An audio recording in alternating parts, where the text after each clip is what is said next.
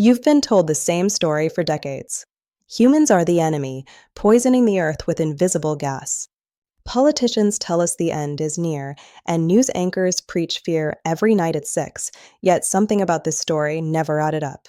Geologists, universities, and NASA have been talking about this since 1979, staring into the record of time itself. Ancient rocks, older than cities, older than empires, whispered a different truth, one no politician would ever admit. Because if they did, the entire climate narrative would collapse overnight. Here's the sermon we've all heard from the mainstream media: more CO2 equals more heat, and humans are to blame. Unless you pay more taxes, shut down industries, and hand over control to regulators, we're doomed. But we at What We Weren't Told want to ask you something. If that were true, then why does the Earth's own history tell us the opposite? In the Cretaceous, CO2 soared above 1,000 parts per million, and the Earth was green, teeming with life.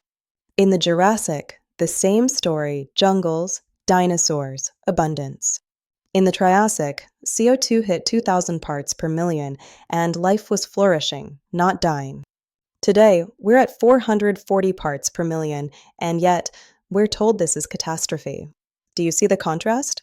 History says abundance. The narrative says apocalypse. Both cannot be true. So, what's really happening? Here's the part the sky is falling, politicians and the suck-up media puppets don't tell you.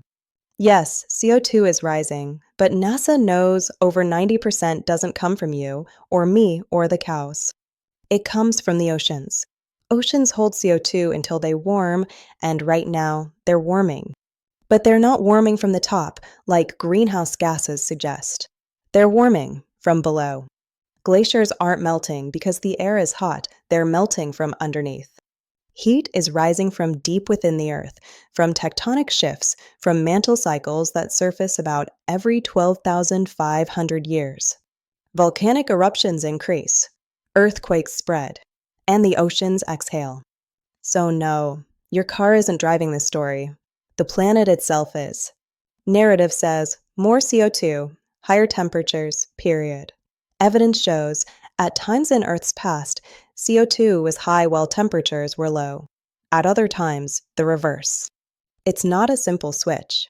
It never was. And the rocks don't lie. Now here's the question. If the truth is written in stone, why bury it?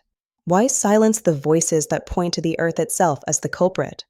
Because trillions of dollars ride on the lie that climate change is caused by people. Carbon taxes, green credits, whole industries built on fear. You don't tax tectonic plates, you tax people. Taxing people enriches certain elites. And fear makes people easy to control. Certain left-wing groups enjoy controlling people because it keeps the liberals in power. So here's the real story. Climate will change. It always has. It always will. The question should not be whether humans can stop it. The question is whether we can adapt, prepare, and face the truth without fear. Because the Earth isn't fragile glass about to shatter.